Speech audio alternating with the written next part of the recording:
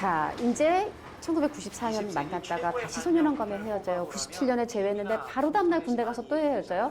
그래서 다시 재회한 게 이제 2000년이에요. 2000년인데 이때 정혜인, 현우는 뭘 하고 있느냐.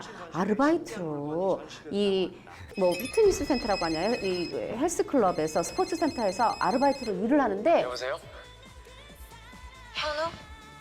현우? 나야. 어떻게 지내? 나는 뭐 열심히 지내고 있어. 역시 밝아.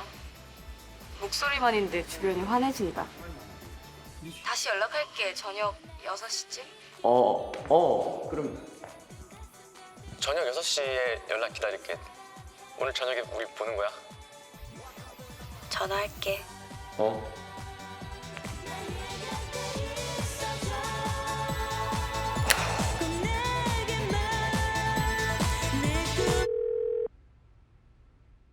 옛날에 이런 일 많았죠. 아, 요즘에도 있는 것 같아요. 그 연회비, 입회비만 받고 사장이 돈을 갖고 그래가지고 막 사람들이 와서 항의하고 이러면서 또 휘말려가지고 경찰서에 가게 됩니다. 현우, 이번에 이거 무슨 또 처벌 받아야 되나요? 일단 현우 씨 같은 경우에는 아르바이트기 때문에 좀 처벌하기가 어려울 수도 있습니다. 하지만 이런 사건이 굉장히 많은데요. 뭐 헬스클럽이라던가 스포츠 센터라던가 굉장히 많습니다.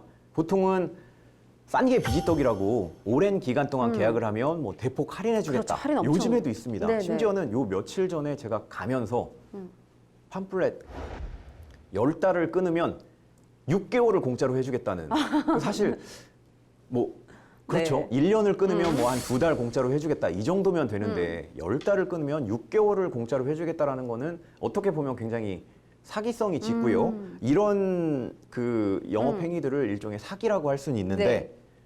당연히 정혜인 같은 경우는 그 이 계약금을 떼먹고 도망간 그 네. 주인이 어떤 식으로 생각을 했는지를 알 방법이 없었기 때문에 전혀 여기에 대해서는 책임을 안 져도 됩니다. 그 주인 같은 경우는 사기죄죠. 사기죄가 될 가능성이 높습니다. 네. 그러면 우리가 이제 말씀하셨듯이 요즘에도 좀 이렇게 스포츠 센터나 뭐 이런 데 했다가 계약금이나 뭐 입회비, 연회비 띠끼고 당하는 분들이 좀 있는 것 같은데 뭔가 방지할 방법 없을까요? 일단은 만약에 이런 사건이 발생을 하면 사기 고소를 먼저 하는 게 좋고요. 경찰서에 가서 이제 사기죄로 고소장을 쓰시는 게 제일 좋고, 그다음에 이제 민사소송을 제기를 하셔야 되는데 네. 사실 민사소송을 제기를 해도 돈을 못 받는 경우가 많습니다. 이렇게 고의적으로 뭐 입회비 내지는 아니면 계약금을 떼먹고 도망을 가려는 사람들에게는 네. 민사소송을 청구해서 확정 판결을 받는다고 해도 강제 집행을 할 수가 없습니다. 집행을 해서 돈을 받을 수가 없기 때문에 무용한 결과를 반복하게 될 가능성이 높고요.